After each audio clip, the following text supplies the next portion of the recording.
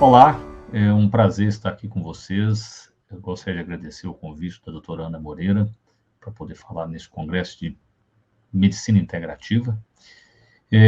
Vou me apresentar. Meu nome é Dr. Frederico Porto, eu sou um médico, resido no Brasil, sou psiquiatra e nutrólogo, tá certo? Tenho mais de 25 anos de formado. Minha primeira especialidade foi a psiquiatria e, em seguida, mais ou menos depois de uns 5 a 8 anos de prática, eu fiz uma especialização em nutrologia. E desde então eu procuro ter uma concepção integral do ser humano, a mente e corpo. E a minha apresentação eu chamei de psiquiatria integrativa, princípios e dimensões. A ideia é que eu possa apresentar para vocês um pouco da minha experiência, que eu costumo dizer, né, que 25 anos não é uma semana, então o que eu acumulei? Então, eu costumo dizer que assim, uso nutrientes, suplementos associados à psicoterapia, a medicamentos, há muito tempo. Entendo como pode ser útil e também as limitações, tá certo? É muito comum pacientes com casos graves acreditarem que só a suplementação vai resolver. Isso não é a verdade, né? E a favor disso eu tenho a minha experiência, né? O meu olhar como psiquiatra e o fato de prescrever essas substâncias há muitos anos. Muito bem. Então vamos lá. Vou compartilhar aqui os slides. Compartilhar um minuto. Isto. Vamos ver aqui. Então, vai estar compartilhando, né?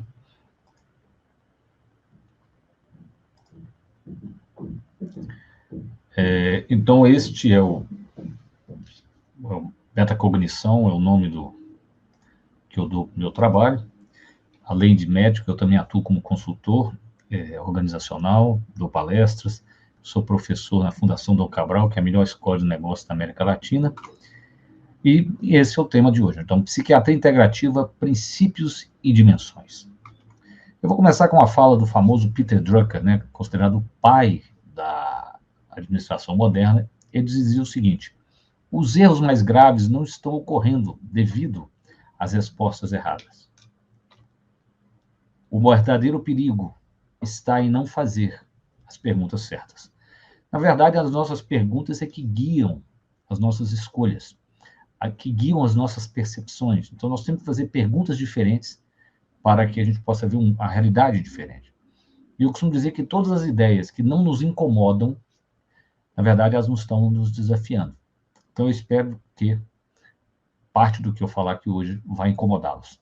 Perfeito? Porque assim ajuda a gente a sair da nossa zona de conforto.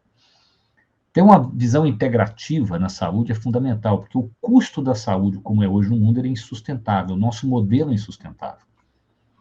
Os Estados Unidos já gastam 17% do seu PIB com saúde. É maior do que o gasto com armas. Não estou dizendo que você tem que gastar com armas, mas muita gente reclama das armas, para ter uma ideia do gasto americano, para a gente comparar com o gasto com armas. Quanto mais desenvolvido o país, maior o gasto. Ou seja, a tecnologia ela fez com que as pessoas vivessem mais, mas elas vivem mais tempo doentes. Em 2050, acredita-se que 1/5 do PIB dos países desenvolvidos serão gastos com saúde. Em 2080, calcula-se que os Estados Unidos e a Suíça vão gastar 50% do seu PIB. O economista Paul Krugman demonstrou que 50% do custo com saúde ocorre com 5% da população, e é claro que é uma população mais idosa. Uma das grandes questões quando estamos diante de problemas desta dimensão é que a gente tende a considerar ele um problema simples. E não é verdade, né? Nós temos, na verdade, no fundo, 4 tipos de problemas. Problemas simples, eles têm a melhor solução. E, no fundo, é a grande parte dos problemas que nós lidamos no dia a dia. Se você é um cirurgião, você tem a melhor maneira de operar um apêndice. É um problema simples. Mas nós temos também problemas complicados. Problemas complicados são problemas que você pode chegar à mesma solução a um resultado bom através de caminhos diferentes. Então, por exemplo, você não trata uma depressão somente com um jeito, por exemplo, né? Você não trata um quadro de ansiedade também somente com nem com somente um remédio, você pode usar até remédios diferentes, para não dizer, inclusive, abordagens terapêuticas diferentes. Porque é um problema complicado. Nós temos problemas que são complexos. Os problemas complexos, eles são problemas que a gente só vai entender mesmo depois que eles aparecem, né? São problemas que nós temos que, muitas vezes, testar, observar, né? Então, empresas, por exemplo, que vão lançar um produto, por mais que elas analisem o mercado, elas não sabem se vai funcionar. Então, elas fazem um piloto, um protótipo. Elas testam em uma comunidade, vê como é que reage para aprender mais. E nós temos problemas caóticos, que é, por exemplo, a pandemia, que aconteceu no mundo, ninguém sabia o que fazer. Então, no problema caótico, ninguém sabe como fazer e você tem que fazer alguma coisa, porque ele está acontecendo. Então, muitas vezes, você recolhe, que, né, nós ficamos isolados, para ir aprendendo o que fazer com o que, à medida que for acontecendo. Então, esses são os 4 tipos de problemas. O grande erro humano é tratar tudo como um problema simples. E a saúde não é um problema simples. Nem uma saúde individual ela é simples. Isso que eu quero mostrar aqui hoje. Então, nós temos que ter muito cuidado com o chamado efeito Dunning-Kruger. Dunning-Kruger foram 2 pesquisadores e resolveram estudar a seguinte questão. Eles perceberam que pessoas que sabiam muito de um assunto geralmente tinham uma noção e uma certa humildade diante da sua ignorância, mesmo que dominassem um assunto. E pessoas que muitas vezes sabiam muito pouco daquele tema, essas pessoas achavam que sabiam muito. Então, o que eles fizeram? Eles aplicaram uma prova em uma sala. E quando a pessoa terminava a prova, ele pedia para elas anotarem na folha da prova, qual a nota que eles achavam que iam tirar em relação ao grupo. Perfeito? O que era curioso é que as pessoas que tiravam os 10% das notas mais altas, então vamos supor que a prova valesse 10, quem tirava 9 para cima, essas pessoas diziam que iam tirar uma nota mais baixa, por exemplo, 7,5, 8. E as pessoas que tiravam as notas abaixo de 5, tiravam uma nota baixa, elas achavam que elas iam tirar uma nota 7. Então, isso cria 2 problemas. A pessoa que não sabe, ela acha que sabe muito. E a pessoa que sabe mais, ela acha que sabe menos. Então, ela tem uma ilusão de que é muito fácil ela ensinar o outro aquilo que ela sabe. Então, cria uma bagunça, porque eu acho que eu estou ensinando uma coisa e o outro está entendendo outra coisa completamente diferente. Em um mundo com tanta informação como que nós temos, o efeito Dunning-Kruger é muito pior, tá certo? Porque é mais ou menos o seguinte, ele tem essa curva, né, da confiança pela competência, esse gráfico. A gente começa a aprender uma coisa com muita confiança, mas à medida que nós vamos estudando aquilo, a gente vê que nós sabemos muito pouco, até que depois você treina muito, você vai atingir um outro ponto. Perfeito? Então, aqui, em inglês, né? Ciência de dados parece muito fácil. A pessoa começa a estudar e fala, nossa, tem muito mais do que eu aprendi, do que eu pensava. É muito complexo. Agora está começando a fazer sentido para mim. Ciência de dados é um tema complicado. A pessoa desenvolve uma humildade, perfeito? E, na verdade, isso só vai acontecer se nós soubermos entender quando a gente coloca as coisas em prática na vida. Né? Quando a gente vai para a realidade e implementa, é que você vai testar se aquele conhecimento que você acha que adquiriu, ele realmente responde como tal na realidade. Eu posso dizer que a erva tal é muito boa para depressão, mas se você passa essa erva para 20 pacientes e nenhum melhora, você tem que questionar se ela realmente funciona. Tá certo? Então, nós temos que ter muito cuidado com a quantidade de informação que nós temos no mundo hoje e o efeito Dunning-Kruger de achar, então, que é muito fácil aprender tudo. Porque não é. Não basta só ter informação. Então, para a gente começar, é importante que nós tenhamos noção de uma tríade terapêutica. Toda abordagem terapêutica ela começa com um diagnóstico. Você tem que ser capaz de dar um diagnóstico, perfeito? Depois do diagnóstico, você faz uma intervenção. Então, por exemplo, eu dou um diagnóstico que a pessoa tem uma tuberculose. Eu faço uma intervenção, dou antibiótico e eu acompanho se ela melhora. Isso tem que ser muito claro, porque da mesma maneira que a quantidade de informação que tem no mundo, nós temos uma imensidão hoje de possibilidades de diagnóstico diferentes. desde diagnóstico de exames de sangue, exames de cabelo, exame de saliva, diagnósticos usando energias sutis, energia usando Bidort. Então, tem uma imensidão de possibilidades de diagnóstico. E, muitas vezes, sistemas de diagnóstico que entram em conflito um com o outro. Perfeito? Então, né, você tem colegas, por exemplo, que usam radiestesia. Fico imaginando quando a radiestesia é incompatível com o exame de sangue. Qual que ele vai acreditar? Então, isso tem que entender que isso existe. Lembrando que eu estou abrindo aqui a nossa mente, né? Não estou dizendo que você tem que usar A ou B. Eu até acredito que isso é uma coisa holográfica. Né? Um bom profissional, ele consegue, através do instrumento diagnóstico que ele tem o hábito de usar, a chegar a conclusões que outros bons profissionais, usando outros instrumentos diagnósticos, também chegam. Muito bem, essa é a tríade terapêutica. E nunca podemos deixar de esquecer, como dizia o grande clínico da Universidade Federal de Minas Gerais, o professor João Galizzi, o que é comum é comuníssimo, e o que é raro é raríssimo. Porque eu brinco que a gente vive num mundo onde as pessoas querem tudo diferente, inclusive a própria doença. Então, ela quer um diagnóstico raro, e muitas vezes ela vai ter uma coisa comum, que vai exigir dela uma mudança de comportamento, e as pessoas fogem disso. Né? Então, a pessoa fala assim, a minha obesidade é a sua obesidade, você tem que mudar seus hábitos, mas ela quer achar uma causa para a obesidade, na verdade, para isentá-la da responsabilidade de mudar os hábitos dela. Ou seja, é comum, não é nada raro, perfeito? Então, o que é comum é comuníssimo, o que é raro é raríssimo. Agora, eu chamo de tríade terapêutica viciada. O que é isso? Onde você tem o diagnóstico, a pessoa tem uma tirania diagnóstica. Então, nós passamos a fazer diagnóstico cada vez, entre aspas, mais precisos, né? E isso é um dilema que se vive no mundo atual. Ao mesmo tempo que, igual eu vou apresentar para vocês, nós estamos buscando uma visão mais integral, integrativa do ser humano, a gente está querendo reduzir o ser humano a átomos. E muitas vezes a tirania diagnóstica leva a isso. Se pede milhares de exames e você começa a achar doenças, alterações, que provavelmente não tinha importância nenhuma. Claro, porque as ciências da saúde também são artes. É uma arte. Então, não é que você não vai pedir exame, você vai pedir. Agora, como é que você equilibra aquilo com a clínica? Então, tirania diagnóstica, cuidado. Onde você tem a intervenção, você tem um furor terapêutico. Eu fico impressionado.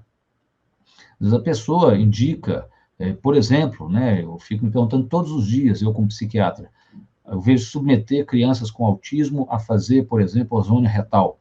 Será que mesmo uma criança já com 13 anos, se submetê-la àquilo e aquilo incomoda aquelas crianças, qual que é realmente a melhora, o trade-off, né? Ou isso é um furor terapêutico? Naquela vontade de resolver o problema. Muitas vezes o profissional sai do lugar dele, assume uma postura de tipo assim, deixa que eu resolvo. E não é verdade. Nós temos um limite do que nós podemos fazer. Para ter uma ideia de como esse furor terapêutico ele é prejudicial, tanto para o indivíduo, porque muitas vezes o paciente assume uma postura de vítima, né? E aí o profissional, com o seu furor terapêutico, vem ser o salvador. Na cidade de São Paulo, um médico vive 4 anos a menos do que a média da mesma classe social das pessoas, né, se você comparar com o restante da população. Que, na mesma classe social dele, 4 anos a menos. Uma médica vive 12 anos a menos. Na minha opinião, isso é parte disso, de um furor terapêutico, de uma postura errada em relação ao paciente. É igual afinar um instrumento. É como você tem empatia e, ao mesmo tempo, se preserva. É um afinar de um instrumento contínuo. E onde tem o acompanhamento, eu digo que é a cegueira de segmento. Né? Vou dar um exemplo simples. A pessoa usou para dar um diagnóstico, por exemplo, a temperatura do paciente pela manhã para dizer se a tireoide dele estava boa ou ruim. Mas depois que ele faz a intervenção, ele não usa aquilo mais. Então, está uma coisa errada. Ou seja, o que você usou para dar o diagnóstico, você tem que usar para fazer o acompanhamento. No caso da temperatura, muitos de vocês aqui já testaram isso, vão ver que a pessoa melhora e a temperatura continua baixa pela manhã. Então, essas coisas não são tão precisas quanto a gente imagina. É a cegueira de segmento. Ou seja, eu me cego para aquilo que vai contra, às vezes, muitas coisas que eu estou acreditando. Então, nós temos que ter essa abertura. Então, nós vamos seguir a tríade terapêutica de diagnóstico, intervenção e acompanhamento e tomar cuidado para não cair na tríade terapêutica viciada, tirania diagnóstica, furor terapêutico, cegueira de segmento. Eu vou dar alguns exemplos. Eu sempre acho que, por exemplo, a gente tem que ter olhar o que a medicina convencional faz para fazer em cima daquilo, não fazer, muitas vezes, algo que você vai completamente contra o establishment, que pode estar certo. Eu sou psiquiatra. Nós sabemos que o lítio mineral, ele só é dosável sericamente, ou seja, no sangue, se a pessoa estiver tomando lítio. Eu percebo isso há mais de 20 anos. Colegas pedirem lítio sérico, virar para o paciente e dizer: você está com depressão porque seu lítio está baixo. O lítio de qualquer pessoa no sangue vai dar baixo. Lítio só é dosável no sangue se você estiver tomando lítio, ou carbonato de lítio, ou óxido de lítio, ou sulfato de lítio, se não me engano, tem outro site de lítio. No Brasil, nós só temos o carbonato, para esse caso. Você pode dizer assim, você pode dosar litemia em mineralogramas, que são feitos na saliva, no cabelo, aí é outra coisa, mas no sangue, não. Então, esse é um exemplo de você dar um tipo de diagnóstico, usar um instrumento diagnóstico ortodoxo, mas fazendo uma interpretação, na minha visão, errada. A B12, por que eu gosto de lembrar da B12? Eu vejo assim, na psiquiatria, nós temos as chamadas demências reversíveis. Sim, temos. Uma delas é a deficiência por vitamina B12. Daí a gente dizer que uma demência de Alzheimer por baixa de B12 é uma outra conversa. Agora, se você me disser que a pessoa com Alzheimer pode estar metilando pouco, concordo. Se você me disser que talvez o ideal é uma a B12 acima de 500 nanogramas por decilitro, concordo também, porque abaixo de 500 nanogramas, a quantidade de B12 no líquor diminui, né? Então, já que ela é tão importante no sistema nervoso central, para o cérebro, vamos mantê-la acima de 500, concordo. Daí a gente dizer que a baixa de B12 é a causa da demência de Alzheimer, como já vi ser afirmado, não. Porque, inclusive, ortodoxamente, é uma demência reconhecida, que, diga-se de passagem, na minha carreira de 25 anos, né, atendendo mais de 7 mil pacientes, eu achei 2 casos de demência por vitamina de B12. Eu digo o caso seguinte: você aplica a vitamina B12 e a pessoa volta à vida em 3 meses. Então, eu sempre digo, eu acho que a gente tem que lembrar disso. Outra coisa que eu acho que não tem cabimento. Nós temos que ter a visão evolucionista do ser humano, não é verdade? Nós estamos aqui há milhões de anos, há milhares de anos, milhões de anos, né? Se a gente considerar a Lucy, que é o hominídeo mais antigo achado, nosso parente, a Lucy tem 2,5 milhões de anos. Zerar o eixo. Eu também ouço isso por aí. Uma pessoa que diz que você tem que usar hormônio tiroidiano até o seu TSH zerar. Como pode falar uma coisa dessa? De onde saiu um negócio desse? O TSH, ele vive no equilíbrio com o seu corpo há milhões de anos, né? A sua hipófise. Como é que alguém resolve zerar o TSH baseado em quê? Um colega brasileiro, eu assisti ele falar disso, passaram 6 meses, ele morreu de um tromboembolismo. Você não pode fazer uma intervenção em algo que está aí há milhões de anos dessa forma. Vejo também, né, dando exemplos do furor terapêutico, você pega uma pessoa de 90 anos de idade e dá testosterona para ela, você melhora a sístole cardíaca. Mas esse coração tá envelhecido tanto na sístole quanto na diástole. Aquele coração não consegue relaxar, você gera uma fibrilação atrial naquele indivíduo. Então, isso tem que ser feito com muito cuidado. Zerar eixo é uma intervenção absurda num sistema que ele não vai conseguir se adaptar, mesmo que fosse benéfico. Eu estou extrapolando agora, é igual o exemplo da pessoa de 90 anos, você dá uma testosterona para ela, a sístole melhora. Agora, a diástole, não, ela não consegue relaxar, então ela vai ter fibrilação atrial. Então, temos que fazer intervenções sutis e com sabedoria, exercendo uma arte, perfeito? Uma arte. Isso aqui não é só ciência. Então, eu vou lhes apresentar o modelo que mudou a minha vida. E eu espero que faça o mesmo com a de vocês. É o modelo integral criado pelo filósofo norte-americano chamado Ken Wilber, o Einstein da consciência. Ken Wilber, ainda vivo, nascido em 1949, se propôs a criar um modelo que conseguisse reunir todo o conhecimento da humanidade, através do que ele chama de generalizações orientadoras. Eu vou dar um exemplo. Ter um inconsciente é algo comum a várias linhas de psicoterapia, né? O inconsciente freudiano não é igual ao inconsciente junguiano, que não é igual ao inconsciente da neurociência. Mas ter um inconsciente uma generalização orientadora de grande parte das linhas de psicologia. Então, o que ele faz? Baseando-se, se ligando a várias generalizações orientadoras, ele passa, então, a criticar as meias-verdades de outros modelos. E vocês vão ver como que isso é tão aplicado ao que eu estou chamando de uma psiquiatria integrativa, princípios e dimensões.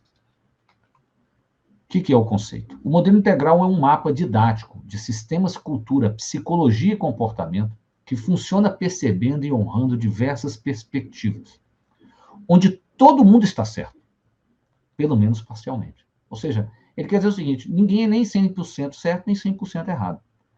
Ele é certo em parte, e parte de algo mais certo do que ele, que vai incluí-lo. Perfeito? Então, para resumindo a fala dele, não acredito que a mente humana seja capaz de errar 100%. Errar 100%. Assim, ao invés de questionar qual abordagem está certa e qual está errada, assumo que cada abordagem é verdadeira, mas parcial. Então, tento visualizar como encaixar essas verdades parciais, como integrá-las, não escolher uma e livrar-me das outras. É isso que eu quero demonstrar para vocês. Então, o modelo integral ele é composto de quadrantes, níveis, linhas, tipos e estados. Eu não tenho como abordar todos eles aqui hoje. Vou falar um pouco sobre os quadrantes, talvez um pouco sobre os níveis. Muito bom. O que são níveis? São níveis de complexidade. Veja assim, ó, átomos se unem e formam células. Células se unem e formam organismos. Por exemplo, os primeiros foram as plantas, talvez. Depois você tem organismos mais sofisticados, começaram a ter um sistema nervoso, protoneurônicos. Depois você tinha organismos que nós chamamos de neurais. E aí, é claro, aí surge o sistema nervoso, que aí a evolução começa, né? O cérebro, o cordão neural tem peixes anfíbios, um haste cerebral que tem em répteis, um sistema límbico que tem em mamíferos, o neocórtex em primatas e o neocórtex complexo no ser humano. Então, isso aqui são níveis. Então, a natureza ela evolui em níveis de complexidade, tá certo? Ou seja, toda a filogenia, né, toda a evolução, desde os seres mais primitivos até chegar aos seres mais complexos como nós, você tem níveis de complexidade, vai transcendendo e incluindo o interior. Não é isso? O belíssimo modelo do Paul MacLean, né, que mostra que o cérebro, né, muita gente fala que está errado, certo, não interessa. Né, tem o cérebro reptiliano, o cérebro límbico e o cérebro cortical. Né? O cérebro reptiliano nós herdamos dos répteis. O cérebro límbico nós herdamos dos mamíferos inferiores e o córtex é a nossa parte. Então, exemplo de transcendência e inclusão. Então, o Ken Wilber descobriu alguns princípios evolutivos. A realidade como um todo, ela não é composta de coisas ou processos. Ela é composta do que ele chama de holons. O holon é o seguinte, ele é uma parte e, ao mesmo tempo, ele é parte de um todo. Ele é um todo. Então, a célula é uma célula. A célula do seu fígado é uma célula. Mas ela é também, o hepatócito é uma célula, mas ela é também parte do fígado. Entendeu? Ela é um holon. Ela é, ao mesmo tempo, uma célula e parte de algo maior. Então, ela é composta de coisas ou processos. Ela é, ao mesmo tempo, uma coisa e pertence a algo maior do que ela. Os holons possuem 4 capacidades fundamentais. Autopreservação. A célula tem que ter a membrana dela no seu fígado para sobreviver. Né? Autopreservar. Ela tem que ser capaz de se adaptar ao fígado para fazer a função do fígado, exercer a função dela. Então, se adapta ao fígado. Ela faz a autotranscendência. É o seguinte, ela tem que ir além dela. Daqui a pouco vamos explicar. Inclusive no processo evolutivo. E tem que ser capaz, muitas vezes, dentro da natureza, as coisas, né? Se você destruir a célula, ela vira átomos. Não é isso? O seu hepatócito foi destruído, ele vira átomos novamente. Então, é muito bonito, deixa eu dar um detalhe, é o seguinte, e isso aqui vive em tensão contínua. Por exemplo, autopreservação, autoadaptação.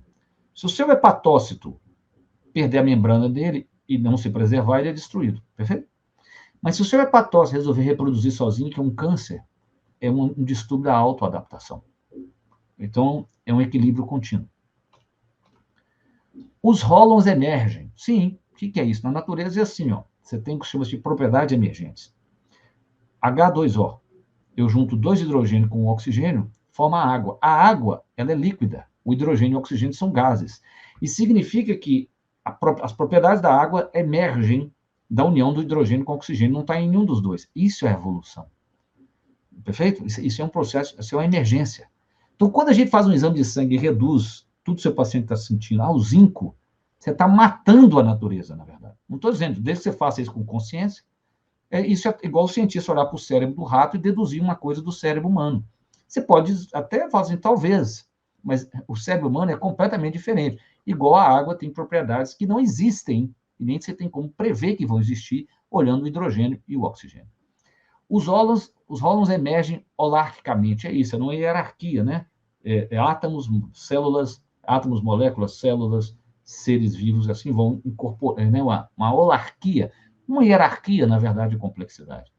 Cada hólon emergente transcende, mas inclui seu predecessor. Exatamente. Né? As células incluíram os átomos. Belíssimo isso aqui, ó. O bioquímico Albert George falou o seguinte: quando eu ingressei no Instituto de Estudos Avançados em Princeton, eu fiz na esperança de que, convivendo com aqueles grandes físicos e matemáticos, eu aprenderia algo sobre a matéria viva. Mas quando eu revelei que em qualquer sistema vivo há mais de 2 elétrons, os físicos pararam de falar comigo. Com todos aqueles computadores, eles não conseguiam dizer o que o terceiro elétron poderia fazer. Propriedade emergente. O mais notável de tudo é que o elétron sabe exatamente o que ele deve fazer. Logo, aquele pequeno elétron sabe algo que todos os sábios de Princeton não sabem. E isso só pode ser algo muito simples. Nós estamos diante da complexidade. Continuando os princípios evolutivos. O micro está em troca relacional com o macro em todos os níveis. Significa que o meu hepastócito está trocando, por exemplo, com todo o meu corpo o tempo todo. É isso? Eu troco, ou seja, a coisa mais básica, que é a água que eu bebo, está em troca relacional, vamos dizer, com o meu cérebro, que é altamente sofisticado, o tempo todo, com meus pensamentos. Uma coisa vai influenciando a outra. Isso não significa que você vai resolver o problema existencial do seu paciente dando para ele um probiótico. Não. Mas você tem que dar o probiótico também. Mas o problema existencial tem que ser abordado de outra maneira. Tá certo? A evolução tem direção. Aumento da complexidade, sim. Aumento da diferenciação e integração, isso significa o quê? Que à medida que a evolução vai aumentando, ou seja, nós somos muito mais complexos do que uma ameba. Nós temos células de vários tipos diferentes, diferenciadas e todas integradas. Aumento da organização, sim, para manter essa estrutura toda organizada é muito mais difícil do que para manter uma ameba organizada. E aumento da autonomia, olha que coisa linda. O ser humano controla a temperatura. Um réptil, uma cobra, não controla a temperatura dele. O réptil tem que ficar no sol para atingir uma temperatura para ter o metabolismo. Nós não, já controlamos. Por outro lado, quanto mais complexo, mais questões nós temos também. Nós podemos experimentar a vida em maior plenitude, mas nós temos mais problemas. Uma ameba não tem câncer. Um cachorro já tem câncer. Mas cachorro não tem esquizofrenia. Cachorro não tem depressão porque a namorada o abandonou. Perfeito?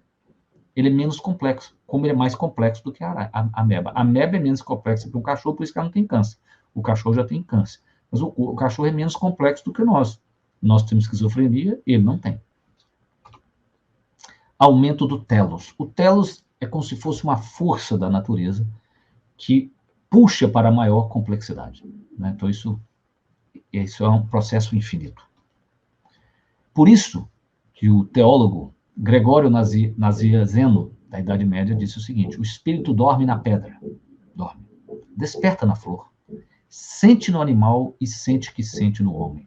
Você vê que camadas de complexidade, né? Sente que sente. Só nós temos isso, é a nossa consciência. Né? E aí nós entramos nos quadrantes. Tem 2 quadrantes. Segundo Ken Wilber, toda a realidade pode ser analisada em pelo menos 4 perspectivas. Eu posso dizer o seguinte: o dia que o universo surgiu, a consciência, isso é um debate profundo, ele surgiu em 4 perspectivas. 2 exteriores, é tudo que pode ser medido, é aqui que a ciência atua. Eu posso medir o colesterol do seu sangue. Eu posso medir quantos habitantes tem em Portugal. E tem a dimensão interior, que é aquela que eu não posso medir, eu só acesso pela linguagem, só falando. Então, e você tem ainda 2 quadrantes individuais, 2 coletivos. Esse aqui é o mundo objetivo. Então, por exemplo, eu pego uma pessoa, imagina que eu pego uma pessoa, uma mulher árabe muçulmana, que vive num Estado islâmico, né, teocrático, tem que usar burca, por exemplo. Eu ligo ela num aparelho de eletroencefalografia, um polissonógrafo, enquanto ela dorme. Olhando, né, objetivo, olhando para o aparelho de eletroencefalografia, eu sei exatamente o momento que ela está sonhando, o sono REM. Né? Para eu saber o que ela está sonhando, eu tenho que acordá-la para ela me contar, porque isso é subjetivo, isso acontece dentro dela.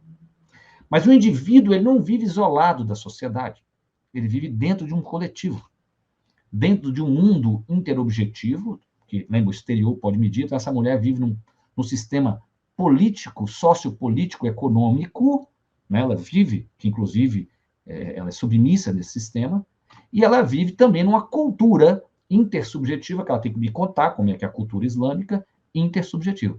Então, na hora que ela vai sonhar, o sonho dela, ela provavelmente sonha com burca. Uma mulher católica, cristã, não sonha com burca. Perfeito?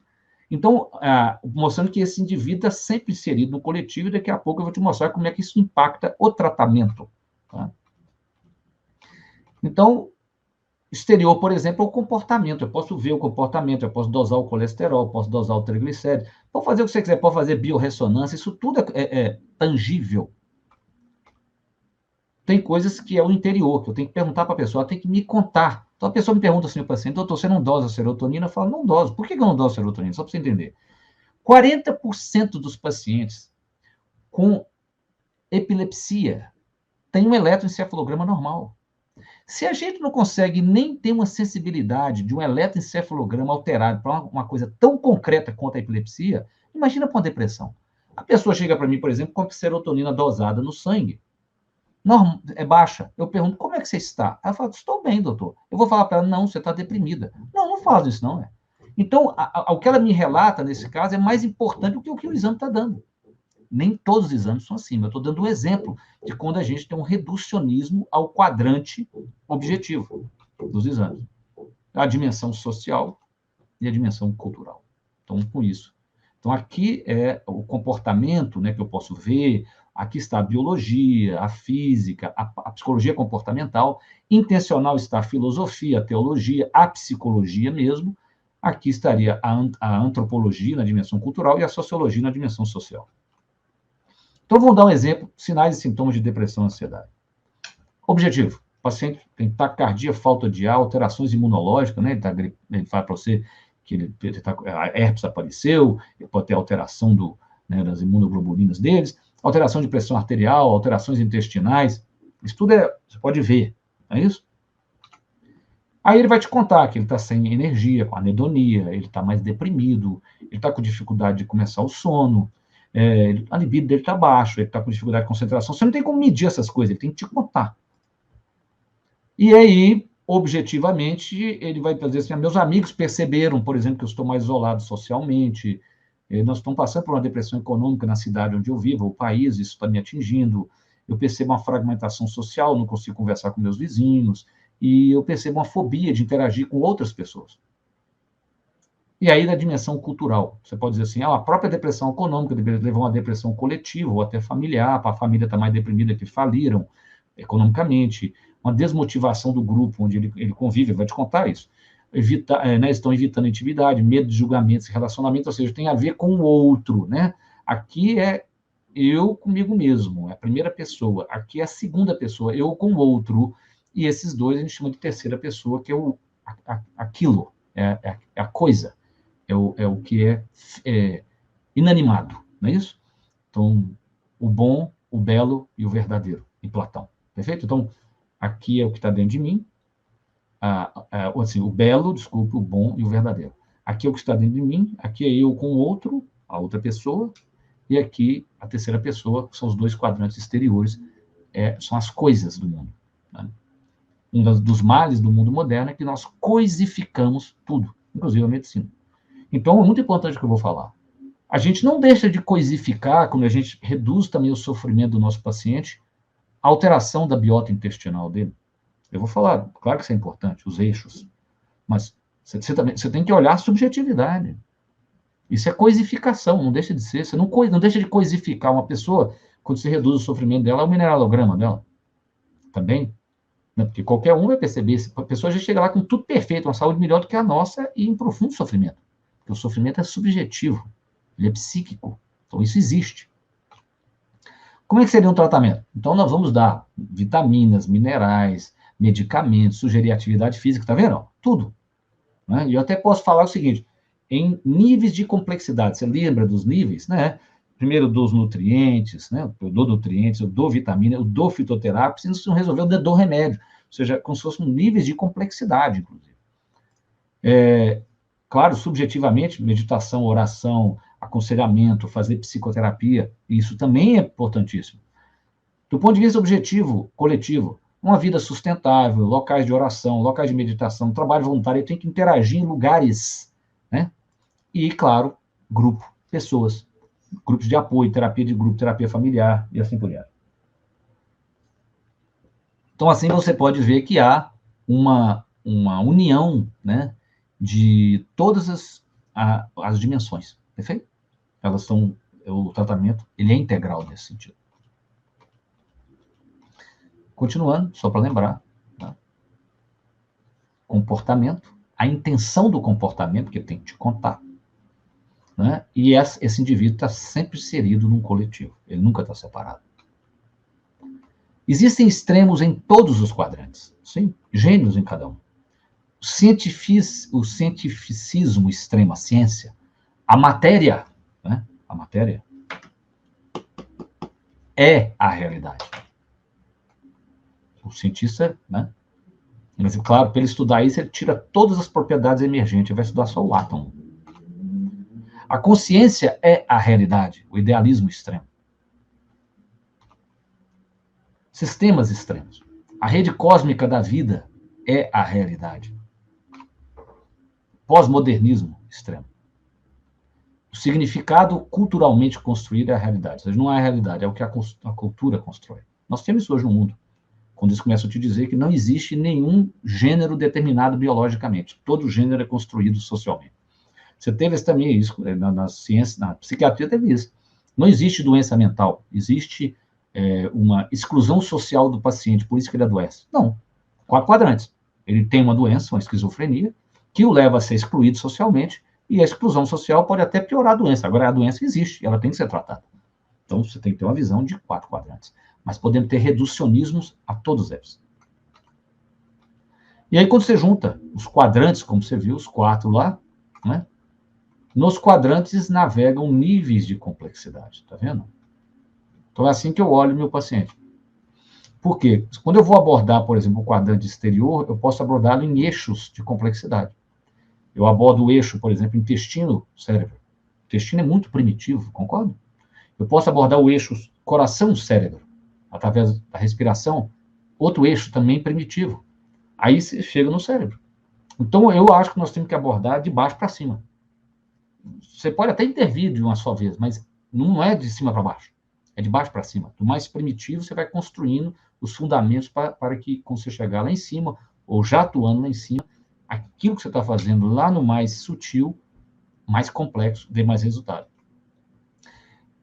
Segundo Deming, o criador do movimento da qualidade total, né, em Deus eu acredito. Todos os outros tragam-me dados. Nós temos que ter os dados, mas sem ser um extremista da ciência, um escravo da ciência. E isso é muito triste, às vezes, perceber isso. E isso é muito nítido para mim, o indivíduo que não atende de quem que atende. A pessoa que não atende, ela acha que ser cientificista é uma qualidade muito bonita. E o cara que atende sabe que se ele levar a ciência exatamente como ela é para o consultório, não funciona. Na psiquiatria, então, é nítido. Nenhum remédio psiquiátrico, nenhum antidepressivo é mais eficaz do que o outro. Qual que você vai usar? Então, isso não é, né? Na psiquiatria, então, isso é nítido. Nítido, nítido, as nossas limitações para estudar algo mais complexo quanto a natureza humana, quanto o comportamento humano. Então, muito bem. Eu vou agora falar um pouco sobre a intervenção, né? A tríade terapêutica, eu costumo dizer que tem 3 coisas também importantes. Possibilidade, capacidade e probabilidade. Aquilo é possível de ser implementado? Sim ou não? O paciente é capaz de implementar? Sim ou não? E qual que é pode ser possível. Ele pode ser capaz, né? Mas é provável que ele vai fazer? Eu vejo muitas vezes colegas prescreverem tanta coisa para um paciente tomar e fazer que ele não vai seguir. Eu me lembro de um colega que orgulhosamente me falou que ele fez 88 sessões de quelação para tirar o mercúrio do corpo de uma paciente. A paciente ia 2 vezes por semana tomando um soro de DMSO, que você sabe que dá um cheiro horrível no corpo, né?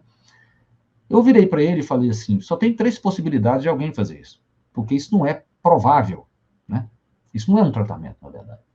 Primeira possibilidade, essa pessoa realmente tem uma doença muito grave e ela acredita que o mercúrio é a causa disso.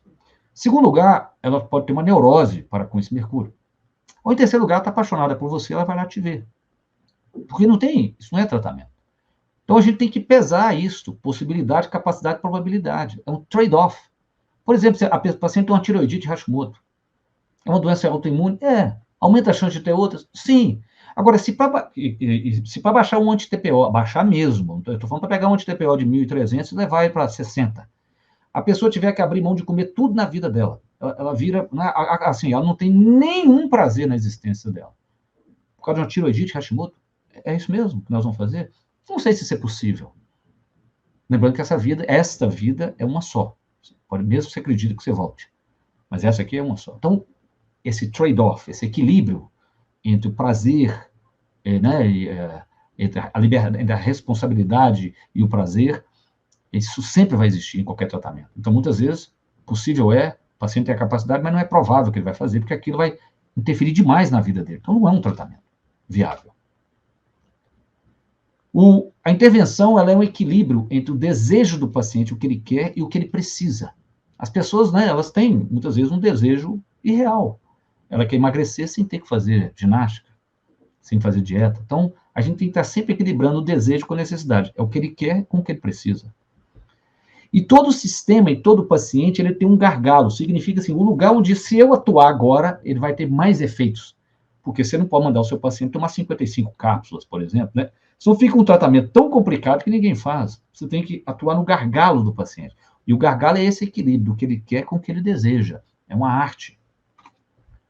Vou explicar daqui a pouco o que é o gargalo. E a lei de Pareto. O que é a lei de Pareto? É a lei do 80-20. Vilfredo Pareto foi um economista italiano do século XVIII, que descobriu que no seu quintal, 80% das suas ervilhas, 80% da produção de ervilha vinha de 20% dos pés. E ele fez, então, um estudo e mostrou que 80% das propriedades na Itália pertenciam a 20% das pessoas. O que eu estou querendo dizer é que na natureza nada é por igual. Numa manada de elefante, 95% das fêmeas são fecundadas por 5% dos machos. Isso significa que de tudo que você vai prescrever para o seu paciente, tem algumas coisas que são muito importantes. E o resto é trivial. Então, eu sempre digo assim, me dá um mineral mais importante de prescrição. Magnésio. Provavelmente uma vitamina mais importante. É a vitamina D. Tem coisas que são essenciais. E é isso, tem essas essenciais para todos, tem aquelas essenciais para aquele caso. Então, nós temos que usar o Pareto o tempo todo. Então, aí, ó, o equilíbrio que o paciente quer com o que o paciente precisa. Sempre. Desejo, necessidade, gargalo. Então, o gargalo é esse aqui, ó. O gargalo é como se fosse o anel mais... a parte mais frágil da corrente, né? Não adianta você fortalecer qualquer outro elo dessa corrente.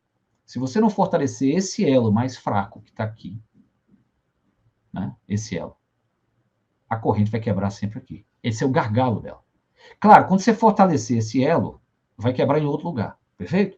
Mas se você não fortalecer onde está fraco, onde é o gargalo, você não está resolvendo o problema. Então, procure o gargalo do paciente. Tá? Outra coisa que eu sempre gosto de enfatizar, que é a lei do mínimo de Lieberg.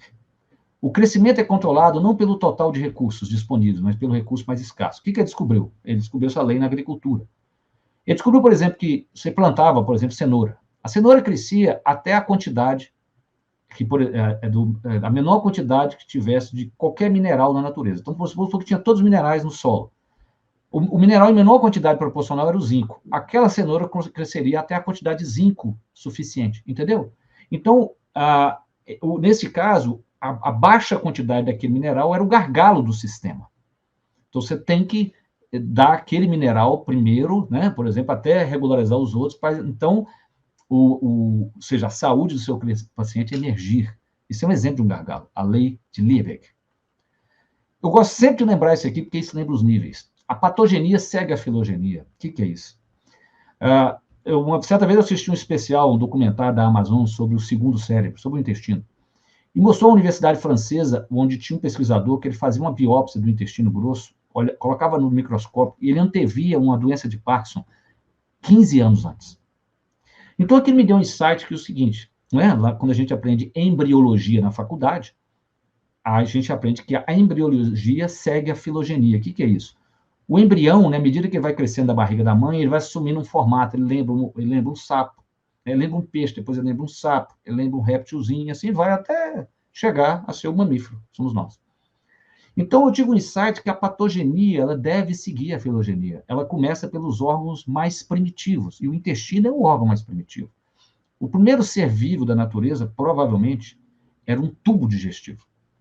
Então, a doença provavelmente começa ali mesmo. A doença começa no nosso sistema nervoso autônomo. Então, começa no nosso vago, provavelmente. No desequilíbrio autonômico. E muita gente está preocupada com o córtex, né? Preocupada com serotonina, preocupada com dopamina. Se você não resolver o subcórtex, o autônomo, não equilibrar o simpático e o parasimpático do seu paciente, ele não vai melhorar. Por isso que esses eixos, né, o eixo cérebro-intestino, vago, viu vago, né? O vago é o principal nervo parasimpático. Num mundo tão tenso quanto a gente vive, é de se esperar que o parasimpático esteja debilitado. Então, por isso tem tantas abordagens de vago, né, como a teoria polivagal do psiquiatra americano Stephen Porges, tá certo? Para tratamento de traumas. Então, a gente tem uma hiperatividade simpática e uma hipoatividade parasimpática. Então, vago, eixo hipotálamo, intestino. Outro eixo que eu sempre gosto de enfatizar é o eixo hipotálamo suprarrenal, que também é um eixo primitivo. A reação ao estresse, cortisol, DHEA, você prescrever adaptógenos para reequilibrar esse sistema. E aí, à medida que nós vamos subindo, você tem o eixo hipotálamo, por exemplo, coração. Né? O que é um eixo vagal também, que é o eixo que você trabalha quando a pessoa pratica algum tipo de respiração rítmica, que é a variabilidade da frequência cardíaca. Mas é claro, aqui ele já tem que mudar o comportamento, não é a cápsula que ele vai tomar. E aí nós chegamos, sim, aí nós chegamos no córtex, que é o pensamento. E aí é mais complexo ainda, né? Porque aí são as questões, são as crenças, são minhas relações familiares, isso, e aí vai, né? Então, o Pareto, né? Que é o princípio que eu falei para vocês, olha lá, 20% dos inputs geram 80% dos outputs, ou seja, numa loja, 20% dos produtos geram 80% das vendas. Né? 20% do esforço gera 80% dos resultados. E assim por diante. 80% dos problemas tem 20% de causa. Você tem que atuar no Pareto. Tem uma lei mais poderosa, a gente chama a lei de Price. Eles levantaram todos os artigos publicados científicos no mundo, num ano, e repetiram isso ano a ano, e viram que é um padrão.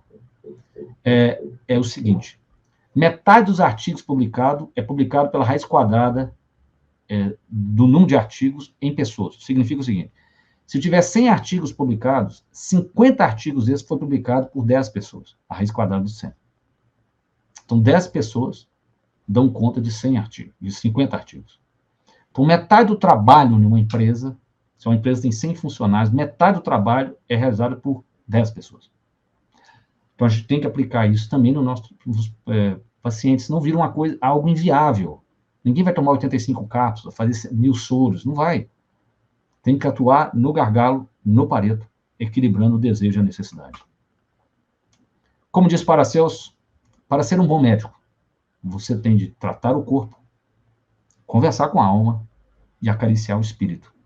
Você vai perceber que Paracelso já tinha uma visão integral do ser humano, em níveis de complexidade. Porque talvez o nível mais poderoso que navega nos 4 quadrantes é o corpo o físico, o emocional, o mental e o espiritual. A grande rede do ser, ela navega ali naqueles 4 quadrantes que eu mostrei para vocês. E aí sim nós temos uma visão integral, né? Olhando o que é tangível, que eu posso medir, e as coisas que eu não posso medir. Porque eu não me torno mais integrativo só porque eu estou cuidando do intestino. Não, eu posso ser um reducionista. Eu vejo isso no mundo. As pessoas hoje pega os problemas existenciais dela, o casamento está ruim, o trabalho está horrível, e ela acha que o problema é o intestino, é a tireoide. Não, ela está projetando num quadrante exterior um problema que é do interior. E para sermos realmente profissionais da saúde, que vamos ter uma visão integrativa, nós temos que enxergar os 4 quadrantes. É isso? A dimensão biológica, a dimensão psicológica, a dimensão cultural e a dimensão sociológica nos níveis de complexidade. Aí sim, nós teremos uma visão integrativa. Espero que tenha sido útil para vocês. Estou aberto para mandar as perguntas para mim, eu respondo. Temos mídias sociais, esses são os nossos canais, né? Fazemos lives com frequência, temos mais de 400 vídeos gravados, especialmente no YouTube, no Facebook, no Instagram, mas todos estão no YouTube. Quem tiver interesse, tem vídeo de todos os assuntos que você imaginar, do corpo e da mente. E estou disponível, pode mandar um e-mail para mim que eu respondo qualquer dúvida. Um abraço, muito obrigado pela oportunidade e desejo revê-los em outras oportunidades, em outros congressos. Um abraço, tudo de bom.